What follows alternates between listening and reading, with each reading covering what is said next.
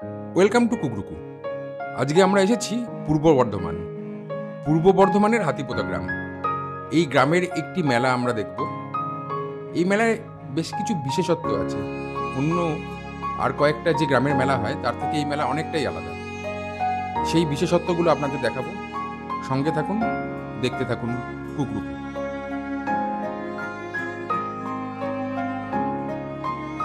দেবদাস স্মৃতি মেলা শুরু হয় আজকে থেকে প্রায় 25 বছর আগে। অন্যান্য মেলার সব কিছুই এখানে আছে, কিন্তু এই মেলার বিশেষত্ব হচ্ছে এই মেলা বর্তমানে মিষ্টির মেলা নামেই বেশি পরিচিত। বিভিন্ন ধরনের মিষ্টি এখানে তৈরি হয়, 5 টাকা থেকে 3000 টাকা। হ্যাঁ, আপনারা ঠিকই শুনছেন, একটি মিষ্টির দাম 3000 টাকা। রসগোল্লা, পান্তুয়া, ল্যাংচা এবং আরেক ধরনের মিষ্টি হয় রসগোল্লার মতোই পাক, কিন্তু ল্যাংচার মতো লম্বা। তার নাম এনারা নিজেরাও বলতে পারছেন না। কিন্তু এই মিষ্টি এখানে তৈরি হয় 5 টাকা, 10 টাকা, 20 টাকা। এরকম মিষ্টি তো আমরা বিভিন্ন জায়গায় খেয়ে থাকি, কিন্তু এই মেলায় 50 টাকা, 100 টাকা, 200 টাকা, 500 টাকা, 1000 টাকা, 2000 টাকা, এমনকি 3000 টাকা দামের মিষ্টিও আছে। এক একটি মিষ্টির ওজন বিশাল, তার সঙ্গে আকারেও বিশাল আকৃতির।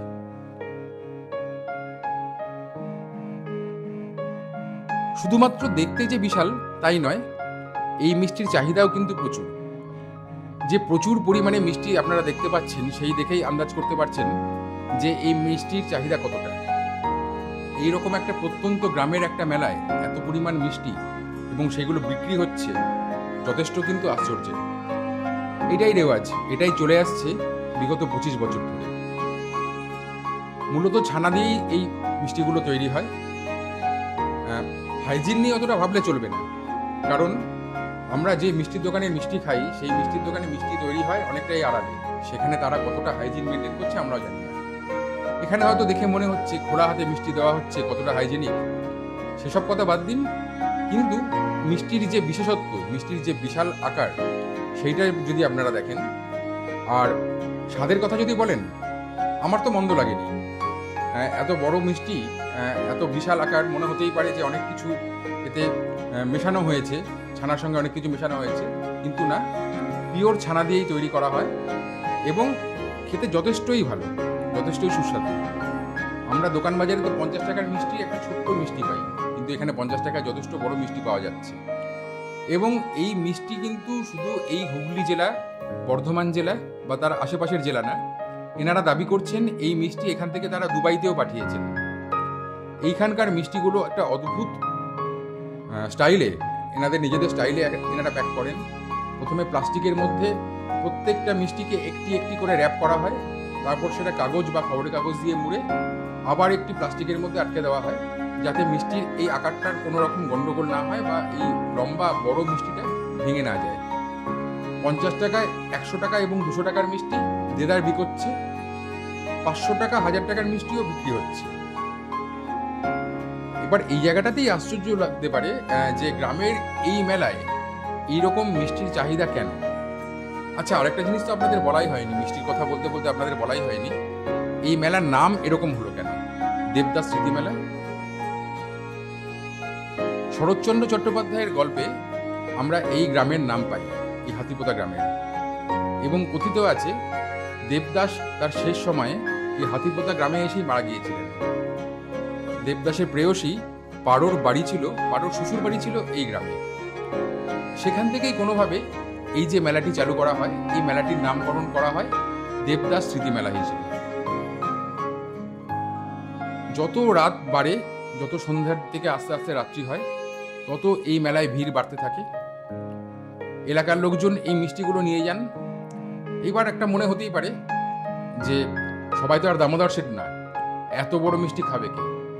এখানে যেটা রেওয়াজ, এই মিষ্টিগুলো বাড়িতে নিয়ে গিয়ে একদম আমরা যেরকমভাবে বার্থডে সেলিব্রেট করি, বার্থডে কেক কেটে কেটে খাই, এই মিষ্টিগুলোকেও সেরকমভাবে একটি 500 টাকার বা একটি 1000 টাকার মিষ্টি একটি বড় থালায় বা বড় পাত্রে রেখে ছুরি দিয়ে কেটে কেটে বাড়ির সবাই মিলে গোল করে বসে খাওয়া হয়। এটাই আনন্দ, এটাতেই মজা। এবং এইভাবেই কিন্তু দীর্ঘ 25 বছর ধরে এই মেলা চলে আসছে। আস্তে আস্তে জনপ্রিয়তা বাড়ছে এবং আশেপাশের বিভিন্ন জেলা থেকে প্রচুর মানুষ শুধুমাত্র এই বড় মিষ্টির টানেই এই গ্রামে কিন্তু দৌড়ে আসছেন। এই প্রত্যন্ত গ্রামে, পূর্ব বর্ধমানের প্রত্যন্ত গ্রাম হাতিপোতে দৌড়ে আসছেন এই মেলায়। মাঘ মাসের 1 তারিখে এই মেলা শুরু হয়, চলে 4 দিন, কোনো কোনো বছর 5 দিনও এই মেলা হয়। আর আরেকটা জিনিস মনে হতেই পারে, এই মেলা কি শুধুই মিষ্টির মেলা? না, এই মেলায় প্রচুর মিষ্টি বিক্রি হয়, প্রচুর মিষ্টি পাওয়া যায়, প্রচুর বড় বড় মিষ্টি পাওয়া যায়। কিন্তু মিষ্টি ছাড়া আপনারা অন্যান্য মেলায় যেসব জিনিস দেখে থাকেন, মেলা বলতেই প্রথমে কি মনে পড়ে? প্রথমেই তো আপনার মনে আসবে মেলা মানে জিলিপি। সেই জিলিপি, পাঁপড় ভাজা বা অন্যান্য বাদাম ভাজা, কাঠি ভাজা, সমস্ত কিছুই আছে। তার সঙ্গে যেহেতু গ্রামের মেলা, গ্রামের প্রত্যন্ত অঞ্চলে মেলা, শহরে অনেক লোকজন এই মেলা দেখতে আসেন ঠিকই, কিন্তু গ্রামের মানুষরাই বেশি ভিড় করেন।